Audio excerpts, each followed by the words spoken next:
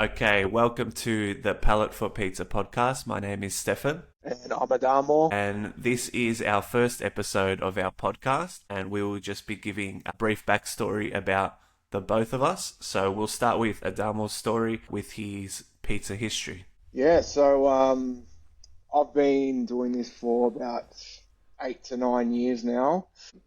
I got into pizza making around 2016, sort of early 2016. Before that, used to just do stuff at home, nothing crazy, sort of like, you know, cooking pizza on trays. I had no idea of wood ovens, all that sort of stuff. I've always been a pizza lover. And the first time I went to Italy in 2006 and had real pizza was mind-blowing to me, and never stopped thinking about it since then. Yeah, Um, it's just you know, a different world of pizza. yeah, absolutely, it is. So prior to that, prior to becoming a pizza maker and having my own restaurant, I used to be a floor and wall tiler, so completely different field. Yeah, A tradie. And anyway, the opportunity arose to get into it. So I always wanted to get into hospitality. The opportunity presented itself one day, and I'd had enough of tiling at the time. And I thought, I'm taking it. And I did it. Went in risking a lot.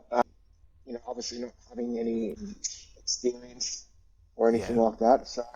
But I was fortunate that I had a pizza maker that was working at the place that I had taken over, who was from Italy. He was from Milano, so up north of Italy, and he showed me the ropes, taught me how to make pizza.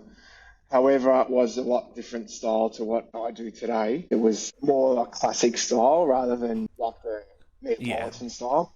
yeah. Was it still with the wood-fired oven? Still wood fired. Yeah, But just the cornicione or the crust wasn't high. It was, yeah, yeah. flat. I know It the type. was Yeah, yeah, direct dough. So yeah, totally different method to yeah, what I do today. yeah. That's And it. Yeah, basically, what I do today, I sort of pretty much learnt myself. Sort of from speaking with other pizza makers over the years, watching videos, experimenting a lot, trial and error. You know how it goes. So yeah. That's it. Yeah. yeah, and from that, Cool. we just created what we do today. Yeah, yeah, awesome. But that's basically my story in a Yeah, nutshell, I guess. yeah, cool. Yeah. Yeah, awesome. Yeah, a little bit about my back history.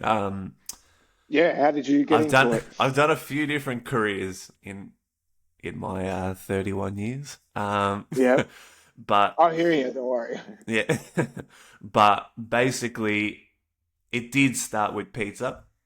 So from as young as I can remember, trying to get a job, I was always the shy kid, so I never really landed any jobs because I wasn't good at job interviews.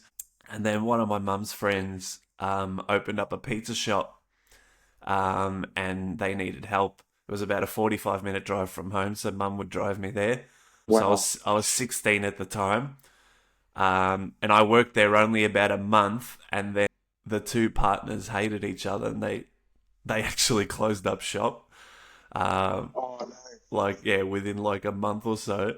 Um, and yeah, so I had a little bit of experience there working on the oven, but it was just like your conveyor belt style. Okay. So it Um, wasn't wood oven.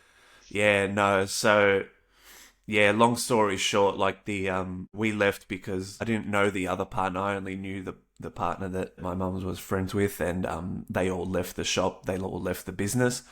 So he kind of took the staff with him. So then I didn't really have anything for a while, and then one night we were just ordering pizza from our local shop, and I just walked in and I said, "Look, are you guys hiring?" And the guy was like, "Oh, if you want to come in for a trial, have you ever done pizza before?" And I literally just worked for like a month, so I had to kind of push the boundaries on what I was saying a little bit. So I Yeah. said to him, "Look, yeah, got a bit behind me." So um, the guy chucks me on a Friday night on the oven alone. Now, mind you, Oh these guys no. used to do 100 pizzas an hour. Oh no. coming out of a conveyor belt. So yeah, they would average maybe 400 or 500 pizzas a night. Wow, Um, that's impressive. and it was like a double deck oven, so they'd come out on both levels, and I just screwed everything up. Like I was trying to get all the pizzas out, and I just couldn't keep up, so he had to come help me. And then yeah, he was gonna let me go because he obviously thought he hired someone that was really experienced. Yeah, Um, and yeah, his nephew at the time was a manager, and he's like, nah, just give the kid a chance. You can see he wants to work. He just needs a bit of training. yeah, Um, and then, long story short, they kept me there, and within a year, I was like one of their main pizza makers. yeah. Wow. So and then yeah, like he pretty much he always said, oh, it's hard to find good workers that can handle the oven like you can. So it was Yeah, good knowing that that I picked it up really well. Um, yeah. It's good. Yeah, yeah, and in and then I such a went short into time as a well. yeah, so I worked there for about maybe 4 or 5 years. I was studying in TAFE, and so I was working there 5, 6 nights a week while studying in TAFE. And then I kind of took a little bit of a break from pizza because I went and moved into my IT career. And then, yeah, sooner or later, like it eventually just drew me back. So I'd always make pizzas, like I made them like at my nonno's house, I made them at home and things like that. Yeah, But I never really got back into it as an actual career. And then I still knew like my dough recipes and things like that, but I didn't really focus much on what I'm doing now, like the whole, the Neapolitan side and all that. I knew a dough recipe. I knew how to have an idea about pizzas. yeah. And then, yeah, 2019, I bought a little trailer. Okay. I found it on Facebook Marketplace. Like a Um, trailer with a wood oven on it. Yeah, yeah. So it was like, old school wood oven on it. Probably the worst oven I've ever seen. It used to take 3 hours to light because Wow. it was just built poor quality. But back then it was like you didn't really Yeah, notice until yeah. um, You didn't know. Yeah, and it was yeah, so it yeah. wasn't I wasn't retaining heat. very like experienced on say different fire bricks and their heat retention and things like that. So I did that for probably maybe at least half a year to a year. Started doing events just on weekends because I was still running my other business at the time. Um, Yep. and then COVID came, so we couldn't do events. I started selling pizza bases from home. So I spoke to the local council. I asked, is it okay if I sell vacuum sealed pizzas and send them out while everyone's in lockdown? And they were fine with that. So that pretty much just took off. We were doing some long hours making pizza bases because it was just a good lockdown activity. Yeah. And then like it's just one of those things. That it's like, well, you're good at what you do, and you've always liked doing it. I wasn't.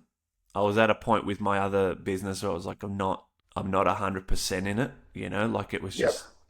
it was just something I did.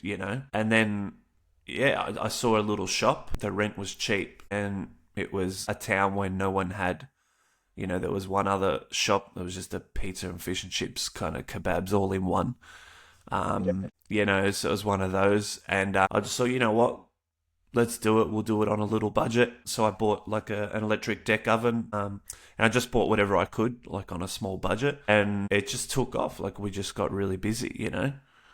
Um, Yep. Were you doing Neapolitan style yet? yeah, yeah. So well, we did the Neapolitan style, but in the electric oven. Yeah. Yep. And then, yeah, so that was pretty good. But then we found that the oven just wasn't keeping up because it was just not big enough. And we didn't have the space to put in a bigger oven. So we worked out a deal with our agent and we moved into the shop next door, which was much bigger. Yep. And that's when we built the Mezziano oven. We got the wood and gas oven. Yep. And we put in an actual commercial kitchen where we could do pasta and everything like that. So yeah, and then That's good. So yeah, you took it to another level. yeah, yeah. Yeah. So it was good, to have a little restaurant, and then yeah, late last year we closed it. So we were open about 3.5 years there, and we closed it just so basically our lease was coming to an end there, and we had a decision to make on whether we were going to renew it there. And we were having a lot of difficulties with stress, like staffing and very quiet winters because it's very tourist based, that town that I was set up in. So Yep. winters were always just dead quiet.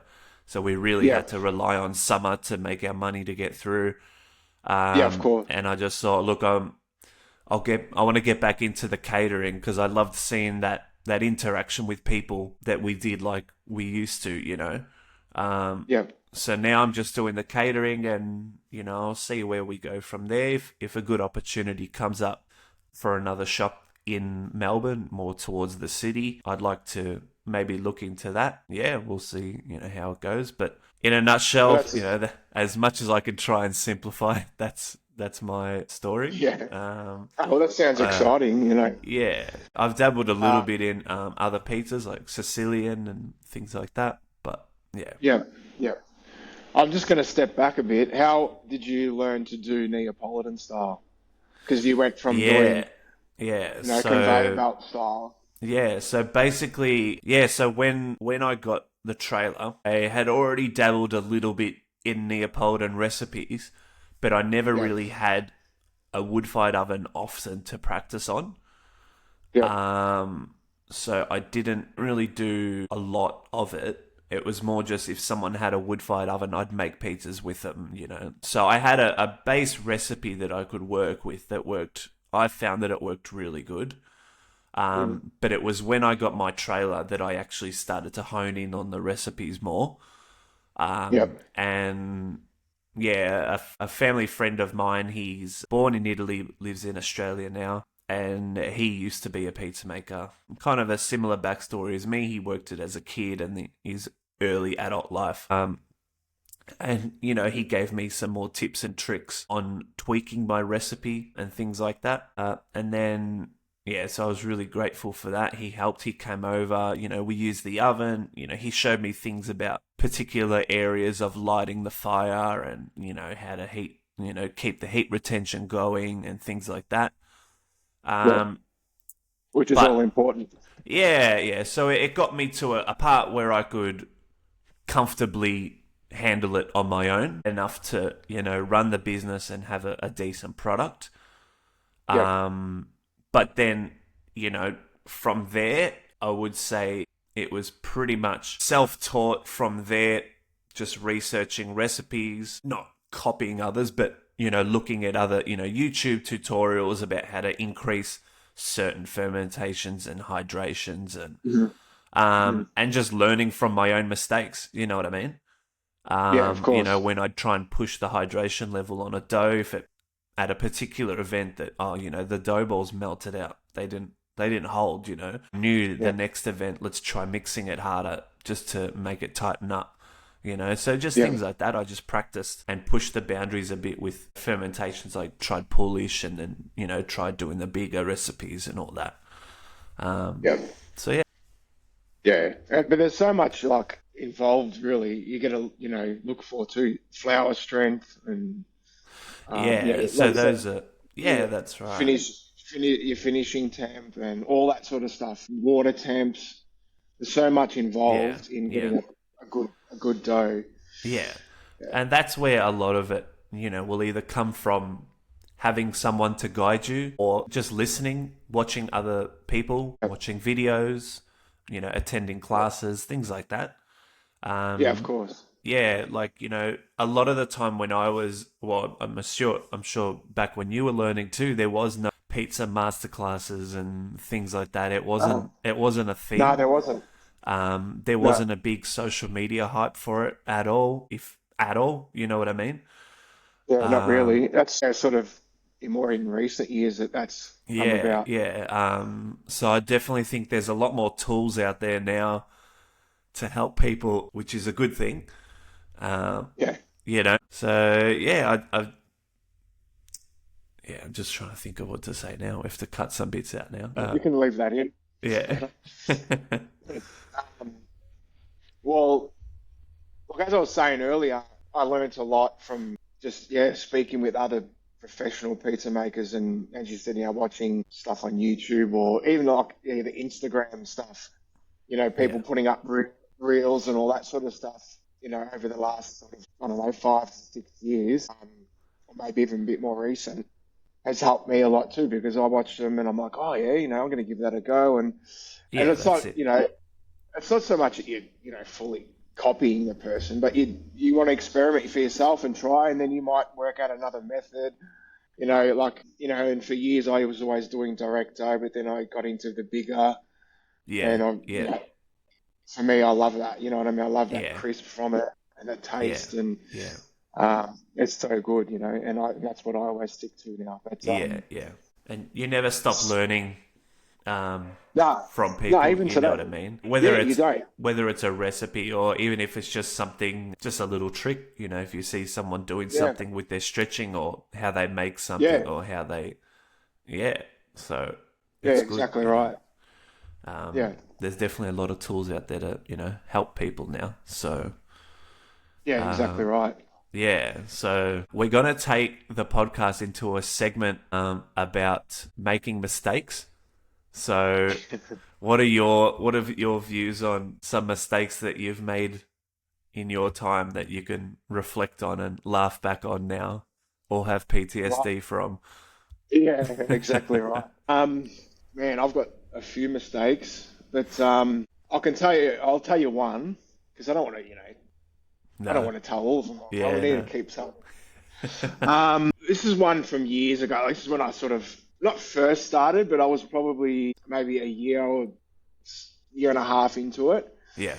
and to be honest, I was still learning because the pizza maker that taught me, he wanted to move on, and he pretty much, I had maybe like a month or 2 months to sort of learn everything before he left, and I couldn't Yeah. find another pizza maker at the time. I had to learn a lot, and that was hard, trying to remember to do everything and what I had to Yeah. do and that. So once he left, I was on my own, still with fuck all experience, really, like a Yeah. couple of Yeah. months or so. But, I'm a quick learner. So I was a bit slow at the start, though, Yeah. stretching and cooking, doing everything by myself. Yeah, or just Anyway, like any other kind of trade, you know what I mean? yeah, exactly. Anyway, so a year and a half, say, into it, I hired a pizza maker. He was a Italian background, so born here, but Italian background, and he'd had a few years' experience as well. Anyway, one day we were making the dough together, and dough finishes mixing, whatever, put on the bench, let it rest, all that sort of stuff. We start Yeah. balling it up, finish balling it up, put it in the fridge for the next day because we were doing a 24-hour at that time. Yeah. Yeah. Anyway, next day we get into work, take it out of the fridge, and I take the lid off. And I'm like looking at the balls, and I'm like, geez, they haven't grown much. Like, Yeah. because we let them rest, we let them rest out for a bit, as you do, Yeah. Yeah. Yeah. like 2 hours, 3 hours, whatever depending on the room temp sort of thing, Yeah. and then fridged for the rest of the time. Anyway, the next day when he come to work, I go, have a look at the dough. It doesn't look like it's grown much. And he's like, yeah, no, it doesn't. And I said, okay, did you put yeast in it? And he's like, Oh no. He no. goes, I thought you did. And I said, no, I didn't put the yeast Oh, in. So none of us put the yeast in. jeez. And like it's funny. It's funny when you think of it Yeah. like after, Yeah. but at the time I was fucking furious because I'm like, oh my god, what are we going to do now? Can't use Yeah. the dough Oh, I because would have been shitting like myself. Yeah. no, No, it you was just can't. nothing. Yeah. You can't use it. So we had to whip up a batch, and Yeah. I can't remember what we did. I think we just like threw in heaps of yeast to activate it really quickly, and because we Yeah. would Yeah. have needed to use it that night. But yeah, that's one mistake I've made. But that, look, that was early on. But that's not to say that even now, as an experienced pizza or that I don't Yeah. still make Yeah. mistakes. Yeah. I That's it. do. Yeah. Yeah. We all do. You know what I mean? Yeah. That's it. Yeah. But yeah, that's one story that I got. Just one. Yeah. Forgot to put yeah, forgot to put the yeast in, and it's just such a stupid mistake Oh to do, yeah. And it's one of the most important ingredients that you Yeah. need Yeah. in your dough. Yeah. So 100%. yeah, Yeah. Yeah. yeah. What about you, Yeah. Stefan? Well, similar What's to your you, sauce? I've got a lot that I can look back on that still traumatize me to this day. But definitely one that stands out that I guess I kind of shit myself when it happened, but then after it happened, I just thought you're the biggest idiot. Like, so basically, similar to you, I was just, I was doing a cold fermentation, so my dough, whenever it would be made, it would always sit out for about an hour first, because I used to let the yeast activate a bit before putting it into the fridge. Yeah. Um, and normally, what I would do was make the dough, let it sit on the bench for a bit, go do something else, pop it in the fridge, and then, if it happened to be at night, go home. If it was during the day type thing, then you know what I mean. Yeah. Um, at this particular night, I'm pretty sure it was we were flat out that night, and I just one of those nights where you just want to go home. You know what I mean? So I made the dough and I left it on the bench, and I thought I don't really have an hour to waste. I'm just going to leave it on the bench for maybe half an hour, start cleaning up, you know. Um, I clean up, and then I go home. I'm at home, and my camera in the shop picked up movement in the shop, which never happened. So I Yeah. thought, oh crap, someone's breaking into the shop. No. I look on the footage, and dough actually. So I had enough dough that if it rose in the fridge, it would have risen just to a point where it almost hit the lid. So it was the perfect tub. But if you left it Yeah. out Yeah. at room temp, it would have overflowed, Yeah. right? Of course. So anyway, the camera footage picks up one of the tubs overflowing and Oh falling no. onto the onto the floor, right? So obviously, because it made a loud bang, it picked up on movement. You know what I mean? So the whole tub fell to the floor. Yeah. So the whole Oh tub no. fell, but luckily enough, it fell in a way where it was still like nothing actually hit the floor. Like just the tub Yeah. literally just Yeah. slid Yeah. off the bench and landed on the floor. Yeah. But the other one behind it was also overflowing and getting ready to. So anyway, yeah, I rushed to the shop. It was like 1 in the morning, and I rushed to the shop, and yeah, like I had to grab it, pop it back in the fridge. And I thought lucky because if they had tipped and Oh. actually fallen properly on the floor, then I wouldn't have been able to open. Yeah. Because you Uh, obviously you can't use the if it's touched the yeah, floor. and it's just one of those things that it made you think like something as simple as the dough not being in the fridge and being exposed to the room temperature, how much it can actually screw you up, if you haven't planned it accordingly. Of Um, course. Yeah. It's crazy. so yeah, but there's been many stories for next time of dough balls that expanded way too much because I miscalculated the temperature of the room that it was in and things early on that I didn't really think of. Yeah. But we can definitely tell some more stories at a Oh yeah. Of at a course. later one. But yeah, Yeah. um, yeah. Do you have anything that you want to kind of mention, like things that you want to do with the podcast to kind of wrap it up? I reckon another good segment would be customer experience. So, Yeah, yeah, that'll be good. I I've reckon. I think we need a whole episode on that. oh, absolutely, yeah, definitely. I Yeah, think you could easily create a whole series on it, to be honest. yeah, probably. Yeah, yeah, And obviously yourself having a restaurant, I've currently got one with my beautiful wife too, I should mention. And you deal with some bad customers sometimes. But look, yeah, thankfully yeah, it doesn't happen all that often. You know what I mean? Like yeah, you might get one in, I don't know, 1 in 10, or not even that. Like yeah, it's yeah. I very know what rare, you but mean. it's always enough to leave a bad taste in your mouth with some Yeah. people. You know what I mean? Like, Well, that was the thing. and Like, I'm sure that can be a segment that we can touch on. yeah, Bad yeah, experiences and stuff like that. yeah, yeah. The thing, when I in my restaurant, because we were such a small town that everyone knew everyone. You know what I mean? So, Yeah, um, yeah, we definitely had a couple people that we knew, didn't like us. Um, yeah. but we never really heard it to our face because it was, a little bit different. I feel like the Melbourne scene, they're not afraid to get up in your grill and tell you something. Yeah. So I'm gonna have to be prepared for that one. I think it's gonna be a lot different. But yeah, we definitely had a few customers that we had to have a few choice words with. Yeah. Uh, yeah, I, so I, yeah, it'll be I good. understand that. Yeah, I mean, we're in Geelong, and which is an hour from Melbourne. Um, and even here, Geelong's fairly decent size yeah, yeah, city. yeah, You get them that aren't afraid to say what they want. yeah. That's it. Yeah, Generally they go home and do it. You know what I mean? On the internet, straight on yeah, Google, yeah. Just one star behind the review. keyboard.